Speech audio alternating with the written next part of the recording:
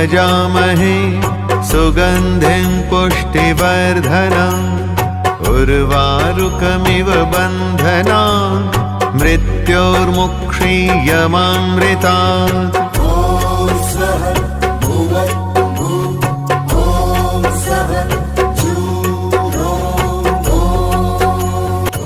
Saraswati book company एवं आदर्श विद्यार्थी प्रकाशन पुणे प्रस्तुत श्री कैलास के दिव्य दर्शन।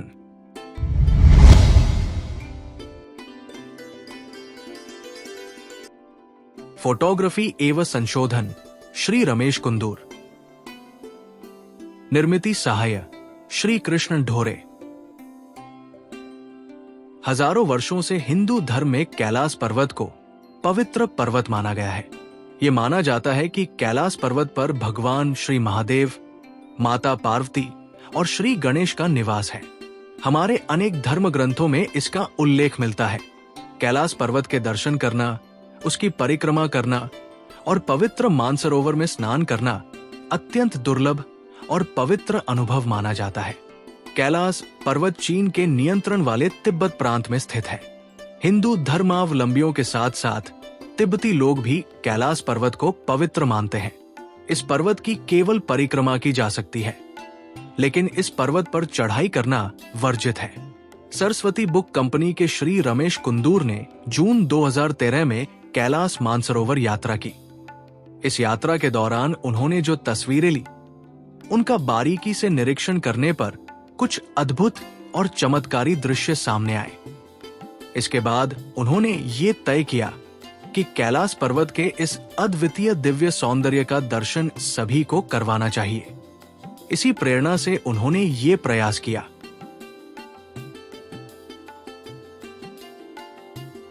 श्री कैलास का अंतरंग पुस्तक और वीडियो सीडी का प्रकाशन समारोह।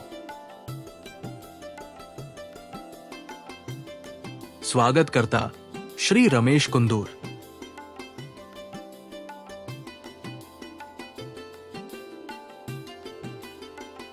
मुख्य अतिथि श्री स्वामी जगद्गुरु शंकराचार्य, करवीर पीठ के शुभहस्तों द्वारा। विशेष अतिथि डॉक्टर श्री रामचंद्र देखणे, संत साहित्यकार। माननीय श्री उल्हास दादा पवार, पूर्व विधायक। डॉक्टर श्री ज्ञानेश्वर तांदले, संत साहित्यकार। श्री कैलास के अंतरंग प्रकाशन समारोह। तारीख 16 जून 2016।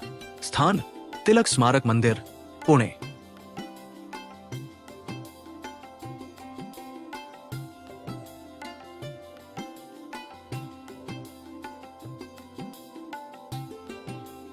स्वामी जी के आगमन के उपलक्ष्य में श्री एवं श्रीमती रमेश कुंदूर। जगतगुरु स्वामी शंकराचार्य श्री नृसिंह भारती के पावन हस्तों से श्री कैलास के अंतरंग पुस्तिका और डीवीडी का प्रकाशन किया गया। श्री रमेश कुंदूर द्वारा डॉक्टर रामचंद्र देखणे का शाल और श्रीफल देकर सम्मान किया गया। संत साहित्यकार डॉक्टर ज्ञानेश्वर तांदले का शाल और श्रीफल देकर सम्मान किया गया।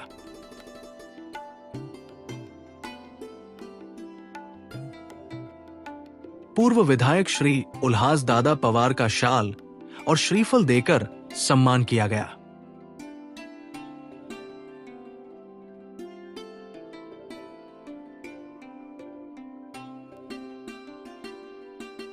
तेलंगाना के श्री ओम साई का शाल और श्रीफल देकर सम्मान किया गया। श्री कैलास के अंतरंग पुस्तिका और डीवीडी के प्रकाशन के अवसर पर उपस्थित गणमान्य व्यक्ति।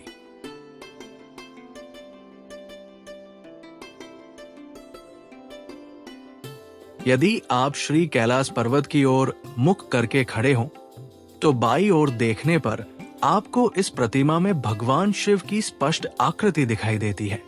जटाएं सिर पर, माथे पर भस्म की रेखाएं, उनके बीच तीसरी आंख, सीधी नाक, मुख और ठुड्डी सभी स्पष्ट रूप से दिखाई देती है।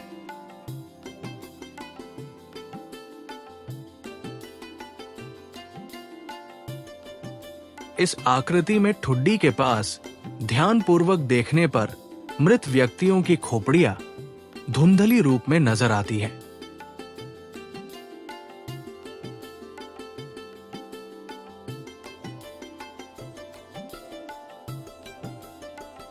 इसी प्रतिमा में भगवान शिव की आकृति के पास श्री हनुमान की सुंदर छवि दिखाई देती है।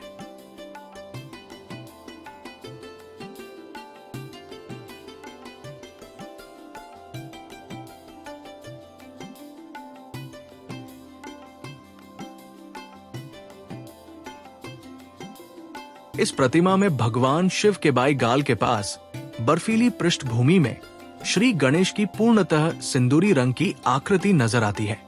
ये आकृति कुछ इस प्रकार प्रतीत होती है मानो बर्फ पर चलते हुए नजर आ रहे हों। पीतांबर धारण किए हुए श्री गणेश की ये आकृति किसी कुशल चित्रकार द्वारा बनाई गई कलाकृति जैसी प्रतीत होती है।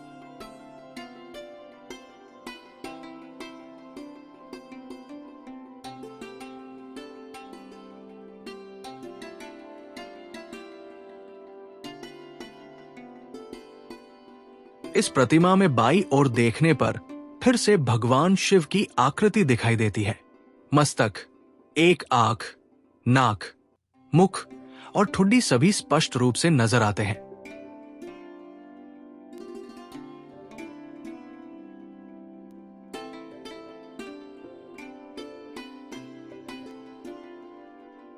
इस प्रतिमा में बाईं ओर के कोने में नागराज द्वारा लिपटे हुए शिवलिंग का दर्शन होता है।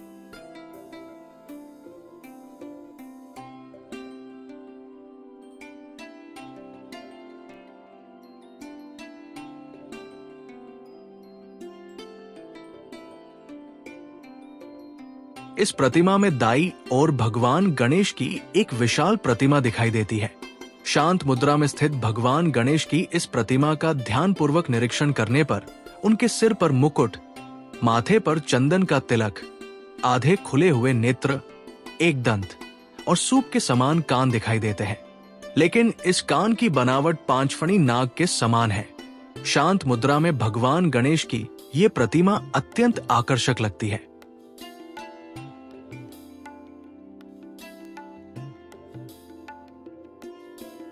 इस चित्र में एक और विशेषता है, वो ये कि गणेश जी के कान के पास एक छोटी पारदर्शी गणेश प्रतिमा भी नजर आती है। हालांकि इसे देखने के लिए गहरी दृष्टि और मन की एकाग्रता आवश्यक है।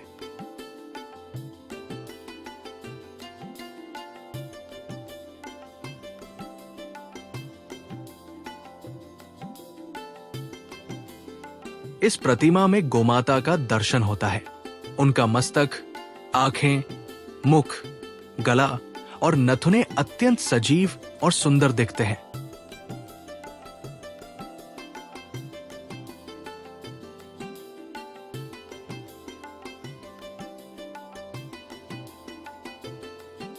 इस प्रतिमा में पद्मनाथ मंदिर में स्थित निद्रावस्था में भगवान श्री विष्णु के दर्शन होते हैं।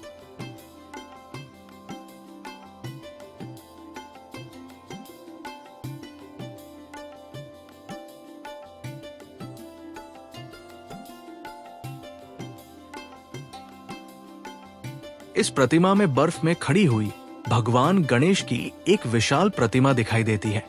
पीतांबर धारण किए हुए और आभूषणों से सज्जित गणेश जी के दाहिने हाथ पर सिद्धि देवी और बाएं हाथ पर रिद्धि देवी विराजमान है।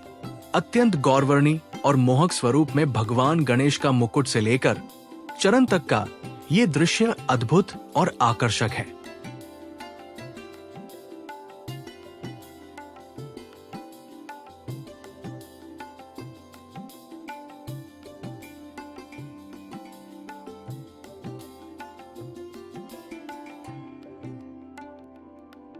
इस प्रतिमा में बर्फ में एक बाघ की आकृति दिखाई देती है। बाघ ने अपना जबड़ा खोला हुआ है और उसके खुले हुए जबड़े में शिवलिंग स्पष्ट दिखाई देता है। शिवलिंग पर जटाधारी भगवान शिव की आकृति भी नजर आती है, जिनके माथे पर भस्म और दाढ़ी है। इसे देखने पर श्रद्धा से सिर झुक जाता है।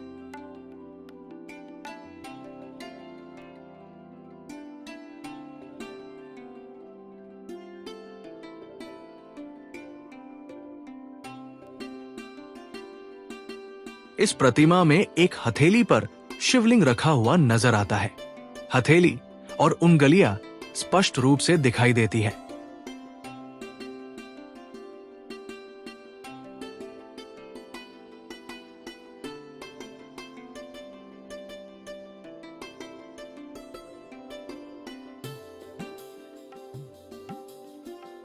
इस प्रतिमा में श्री कैलाश पर्वत के बिल्कुल मध्य में शिवलिंग का पुनः दर्शन होता है।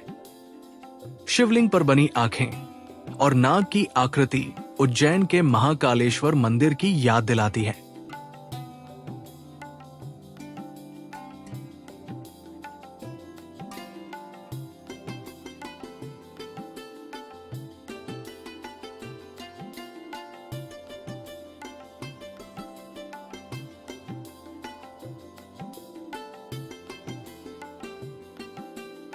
इस प्रतिमा में सिर पर मुकुट, माथे पर भरा हुआ सिंदूर, नाक, आंखें और कानों में झुमके पहने हुए शांत भाव वाली स्वयंभू रेणुका माता की छवि दिखाई देती है।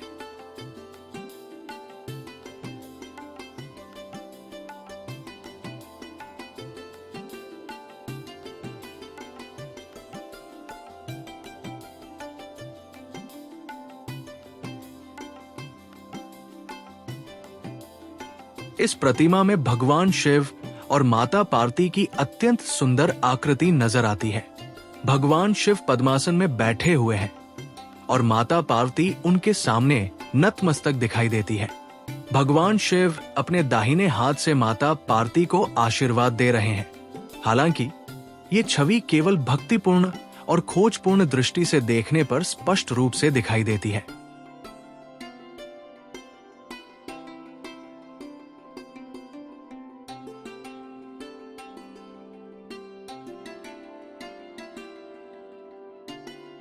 इस प्रतिमा में हल्की गुलाबी छटा लिए भगवान शिव की एक सुंदर आकृति दिखाई देती है।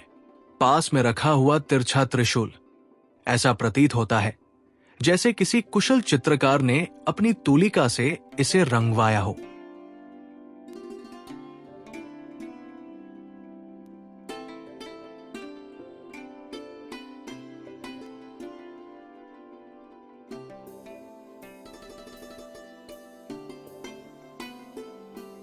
इस प्रतिमा में पंक्ति में बैठे हुए 5 गणपति दिखाई देते हैं। भगवान गणेश के सिर पर मुकुट, मस्तक, आंखें और सूंड सभी स्पष्ट रूप से नजर आते हैं।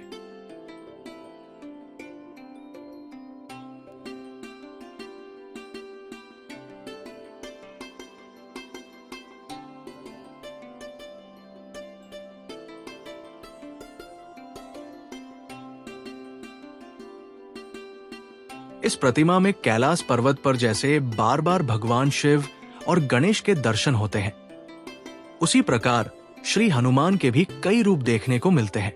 हनुमान जी के माथे पर, कान की लोब पर और गाल पर वारकरी संप्रदाय की शैली में चंदन का तिलक नजर आता है।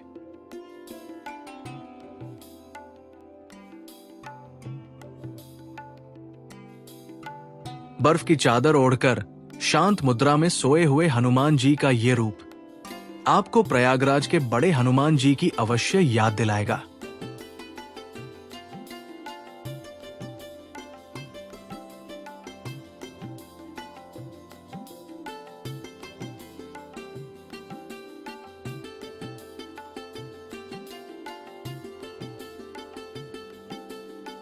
इस प्रतिमा में श्री हनुमान की धुंधली आकृति दिखाई देती है।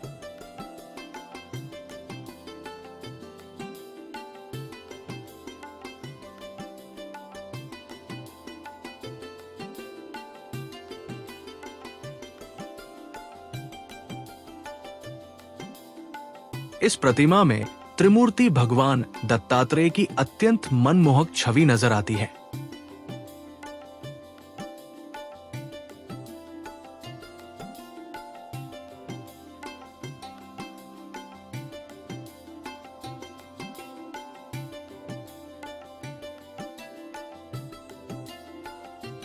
इस प्रतिमा में नवनाथों में से श्री मच्छिंद्रनाथ के दर्शन होते हैं। उनकी संपूर्ण वेशभूषा, केश, सज्जा, माथे पर भस्म, वस्त्र, झोली और भिक्षा पात्र के साथ उनका स्वरूप स्पष्ट रूप से दिखाई देता है।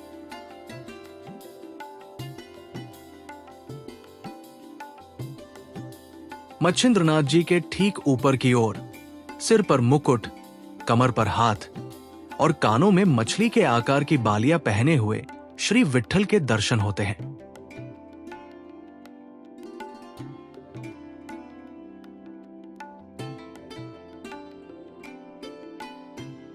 इस प्रतिमा को एकाग्रचित से देखने पर एक ओर बर्फ में सोए हुए साधु महाराज की आकृति दिखाई देती है और दूसरी ओर एक ग्रामीण बच्चे की छवि दिखाई देती है, जो सिर पर टोपी पहनकर और शरीर पर कंबल ओढ़कर शांतिपूर्वक सोया हुआ प्रतीत होता है।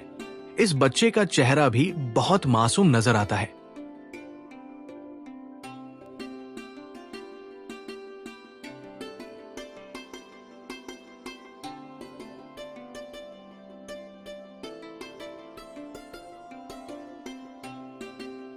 इस प्रतिमा में अत्यंत आधुनिक केशर्चना वाली हंसते हुए चेहरे की एक सुंदर स्त्री की आकृति दिखाई देती है।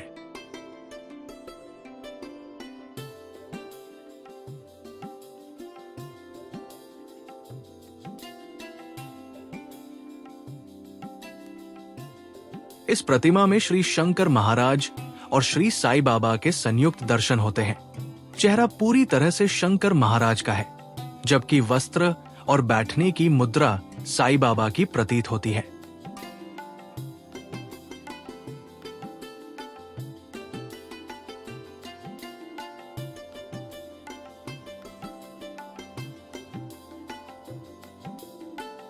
इस प्रतिमा में भगवान गणेश की दो मूर्तियां एक साथ बैठी हुई दिखाई देती है।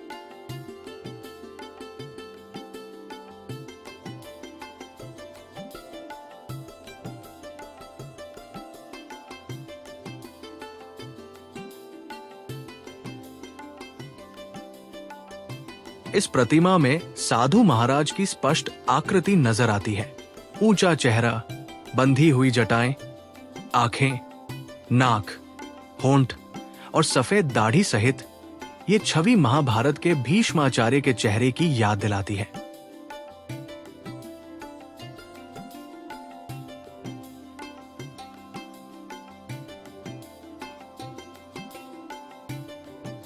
इस प्रतिमा में पर्वत के सहारे विराजमान भगवान श्री महादेव के सुंदर रूप का दर्शन होता है।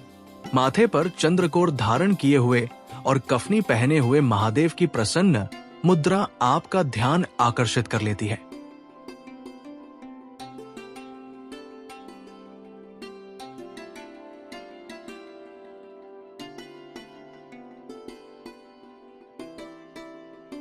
कैलाश पर्वत के इस प्रतिमा में भगवान शिव और श्री तुलजाब वाणी के एक साथ दर्शन होते हैं। इसे देखने के लिए एकाग्रता और गहरी दृष्टि की आवश्यकता होती है।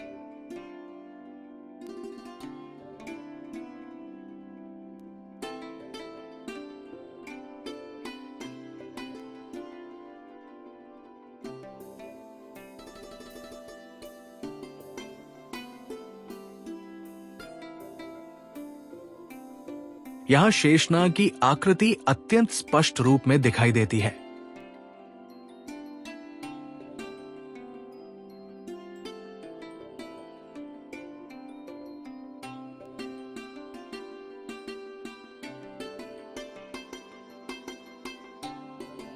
पवित्र कैलाश पर्वत पर एक युगल शिवगण को अपने घुटनों पर हाथ रखकर एक दूसरे को देखते हुए मग्न अवस्था में देखा जा सकता है।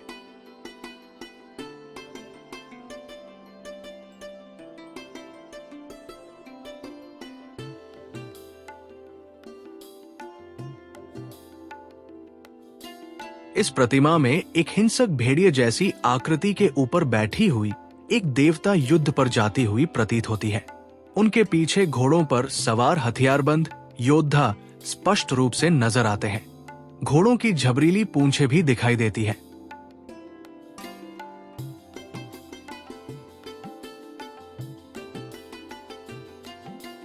इस प्रतिमा में एक चट्टान पर भगवान शिव का पूरा परिवार एक साथ बैठा हुआ दिखता है।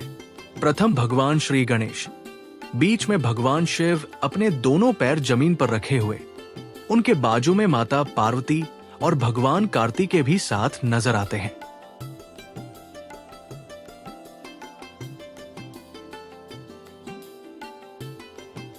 कैलाश पर्वत की एक बर्फ से ढकी मंचक पर भगवान शिव निद्रा अवस्था में दिखाई देते हैं।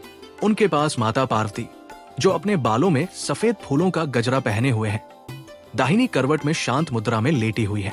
भगवान शिव और माता पार्वती के चरणों के पास भगवान गणेश बैठे हुए हैं।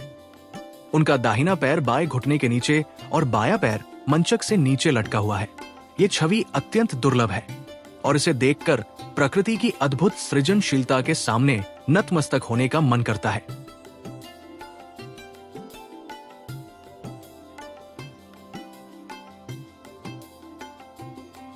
ये एक अत्यंत अनोखी प्रतिमा है। इसमें माता पार्वती सफेद वस्त्र धारण किए खड़ी है और उनके पीछे भगवान शिव अपने सिर को उनके कंधे पर टिकाए हुए नजर आते हैं।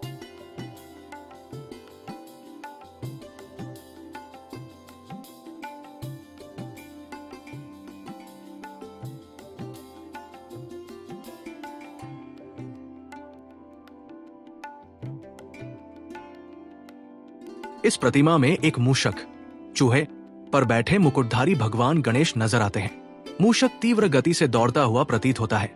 उसका मुंह खुला हुआ है और ऐसा लगता है जैसे वो सांस ले रहा हो। श्री अष्टपाद, कैलाश पर्वत का दक्षिणी भाग। ये जैन धर्म की पवित्र भूमि है और जैन धर्म के प्रथम तीर्थंकर आदिनाथ ऋषभदेव की निर्वाण स्थली मानी जाती है। इस प्रकार कैलाश पर्वत पर कई प्रकार की अद्भुत प्रतिमाएं देखने को मिलती है।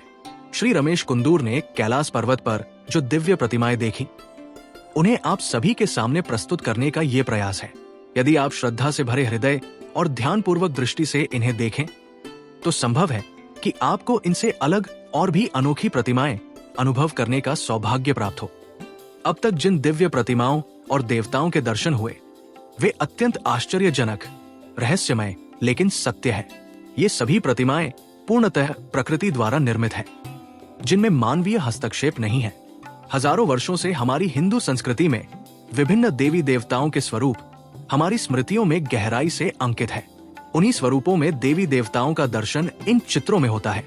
ये केवल एक संयोग नहीं, बल्कि ये प्रमाण है कि पवित्र कैलाश पर्वत पर देवी देवताओं का अधिष्ठान है। इन सभी बातों को अंधविश्वास की दृष्टि से न देखकर तार्किक और वैज्ञानिक दृष्टिकोण से देखें। आज के विज्ञान युग में ऐसे दर्शन होना भी एक महान आश्चर्य है।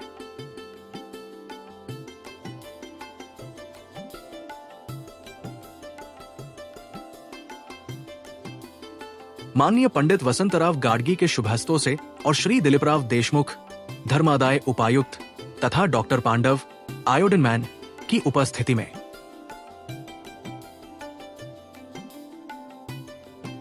डॉक्टर देगलूकर, वरिष्ठ मूर्ति शास्त्र विशेषज्ञ, पूर्व कुलपति, डेक्कन कॉलेज, पुणे के हाथों प्रदर्शन का उद्घाटन।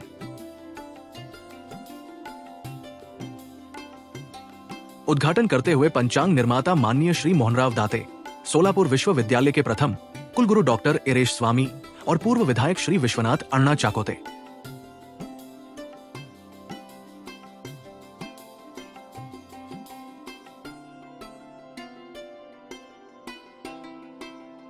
श्री कैलाश के अंतरंग प्रदर्शनी के दीप प्रज्वलन करते हुए माननीय विधायक एडवोकेट श्री राहुल डिकले और अन्य विशिष्ट अतिथि।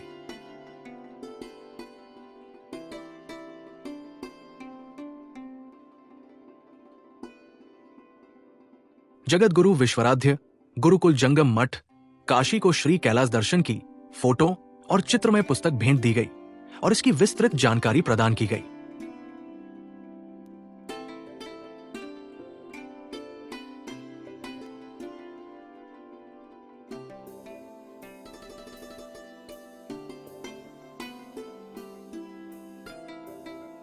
अयोध्या के जिला पुलिस कमिश्नर श्री पवन पांडे के हाथों श्री कैलाश के अंतरंग प्रदर्शनी का उद्घाटन हुआ। श्री यशवंत कुलकर्णी और शरयू नदी की नित्य आरती पूजा करने वाले महंत श्री शशिकांत जी महाराज।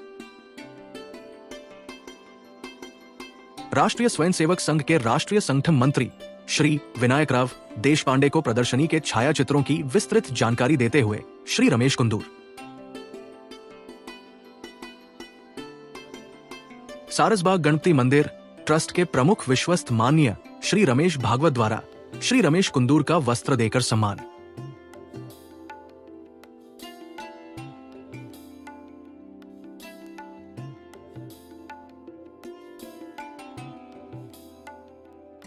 माननीय विधायक श्री चंद्रकांत दादा पाटिल और अन्य कार्यकर्ता प्रतिमाओं का बारीकी से निरीक्षण करते हुए श्री रमेश कुंदूर भी उनके साथ। श्री कैलाश दर्शन मेरे जीवन का एक अत्यंत सुखद यात्रा अनुभव। मैंने शारीरिक रूप से इस यात्रा को किया और अपने अंतर्मन को शिव शंभू के दर्शन से पवित्र पाया। अब तक मैंने जिन प्रतिमाओं के दर्शन किए वे सभी पवित्र श्री कैलाश पर्वत की थी। कैलाश पर्वत की परिक्रमा करते समय मुझे ऐसा लगा जैसे भगवान महादेव ने कृपा का हाथ मेरे सिर पर रखा हो। इसी कृपा और ऊर्जा के परिणाम स्वरूप जहां भी मैंने प्रकृति के फोटो खींचे उनमें भगवान गणेश, महादेव और पंचमुखी हनुमान के स्वरूप स्पष्ट रूप से प्रकट हुए। जब मैं फोटो खींचता हूं तो केवल प्रकृति के दृश्यों जैसे पहाड़, पर्वत, जंगल और झाड़ियों के चित्र खींचता हूं। मुझे बाद में इन तस्वीरों को बारीकी से देखने की आदत सी हो गई है। इसी निरीक्षण के दौरान इन तस्वीरों में अद्भुत और स्वयंभू प्रतिमाएं प्रकट होती हैं, जो मेरी आंखों के सामने साकार हो जाती है। आज के वैज्ञानिक युग में तस्वीरों में इस प्रकार की प्रतिमाओं का प्रकट होना वास्तव में आश्चर्यजनक है, लेकिन ये सत्य है। मैं कोई संत महात्मा या तपस्वी नहीं हूं। मैं एक साधारण गृहस्थ और व्यवसायी व्यक्ति हूं।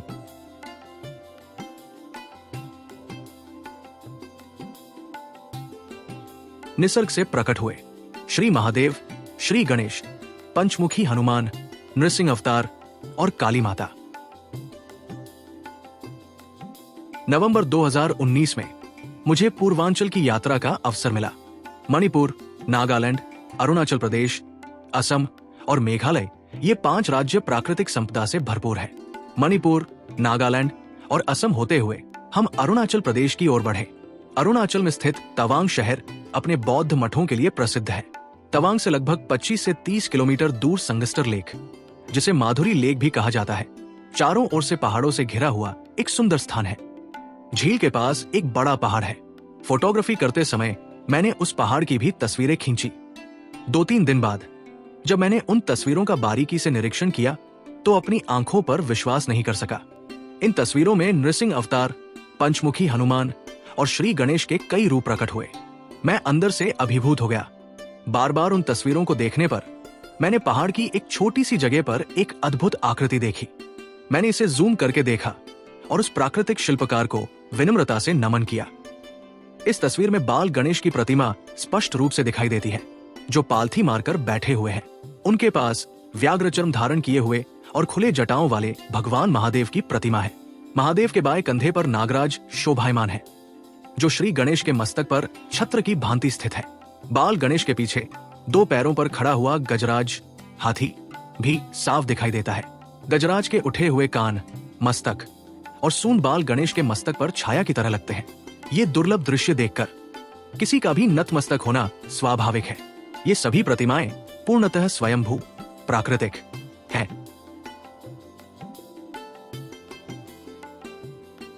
अरुणाचल प्रदेश से लौटते समय हमने मेघालय के घने जंगलों को देखा और उनकी तस्वीरें ली।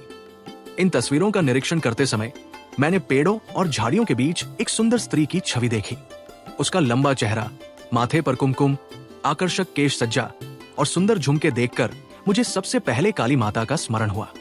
इसी प्रतिमा के पास एक और छवि दिखाई दी, जो एक चुड़ैल जैसी प्रतीत हो रही थी। मेघालय के जंगलों में प्रकट ये अद्भुत स्वयंभू प्रतिमाएं वहां दिव्य शक्ति के वास का प्रमाण देती है।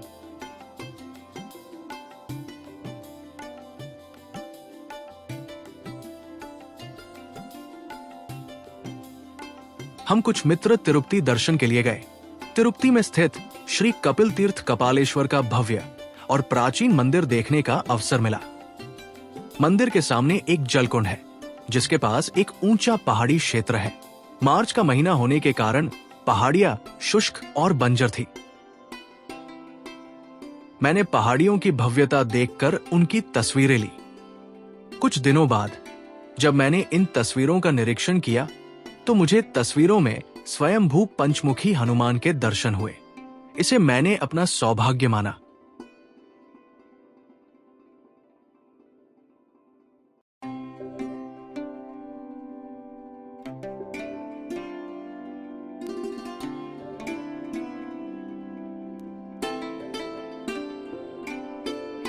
मैं अपने मित्रों के साथ नर्मदा परिक्रमा पर गया। हर दिन सुबह नर्मदा नदी में स्नान करके शाम को दूसरे गांव में ठहरते थे। नंदुरबार जिले का प्रकाशा गांव नर्मदा परिक्रमा के महत्वपूर्ण स्थलों में से एक है। प्रकाशा गांव में ठहरते समय मैंने वहां के 2 शिव मंदिरों के पास स्थित पहाड़ियों की तस्वीरें ली।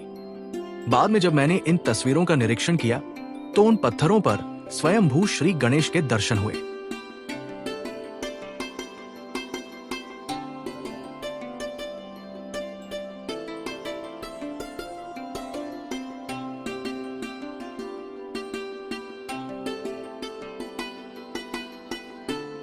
हमने महाराष्ट्र के 5 ज्योतिर्लिंगों की यात्रा का निर्णय लिया।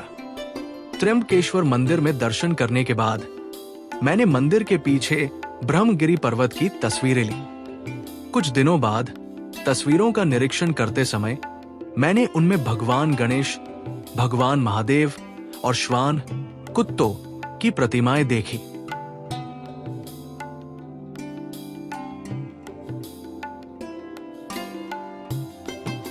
एक साल बाद अगस्त 2023 में नासिक के गोदावरी नदी के किनारे श्री कैलाश दर्शन प्रदर्शनी का आयोजन किया गया। इस प्रदर्शनी में ब्रह्मगिरी पर्वत की तस्वीरों में भगवान गणेश, महादेव और श्वान की डिजिटल लाइटिंग फ्रेम त्र्यंबकेश्वर मंदिर के ट्रस्टी श्री स्वप्निल शेलार को भेंट दी गई। उन्हें ये दृश्य देखकर अत्यंत आश्चर्य हुआ। जब मैंने उन्हें मंदिर के मैदान में ले जाकर वो स्थान दिखाया तो उन्होंने वही प्रतिमा स्पष्ट रूप से देखी जो मैंने 1 साल पहले देखी थी।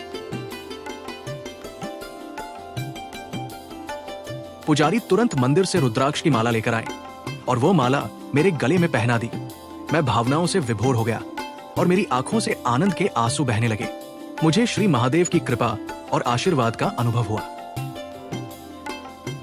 इन सभी प्रतिमाओं में परमात्मा का अस्तित्व प्रकृति के प्रत्येक अणुरेणु और कण-कण में समाया हुआ है। ये इन प्रतिमाओं के माध्यम से अनुभव किया जा सकता है। आज के विज्ञान युग में कई उच्च शिक्षित व्यक्ति परमात्मा के अस्तित्व को नकारते हैं। इन प्रतिमाओं के दर्शन के माध्यम से उन्हें परमात्मा के अस्तित्व का बोध होगा। इससे आस्तिक और नास्तिक के बीच डगमगाने वाली स्थिति में रहने वाले लोगों को दैवीय शक्ति की अनुभूति होगी और उनकी सकारात्मक ऊर्जा बढ़ेगी। आज संसार में बड़े पैमाने पर भ्रष्टाचार फैला हुआ है, अत्याचार और दुष्कर्म बढ़ गए हैं। इन दिव्य प्रतिमाओं के दर्शन से सभी के मन में सकारात्मकता बढ़े और उनके दूषित विचार धीरे धीरे नष्ट हो, यही शुभेच्छा है और ये अवश्य होगा, ऐसा अटूट विश्वास है। इसी शुभ उद्देश्य से इन प्रतिमाओं को आपके समक्ष प्रस्तुत करने का ये विनम्र प्रयास किया गया है। अंत में श्री शिव शंभू की कृपा और आशीर्वाद। जय श्री शिव शंकर, नमामि शंकर, शिव शंकर शंभो, हर हर महादेव। बम बम भोले।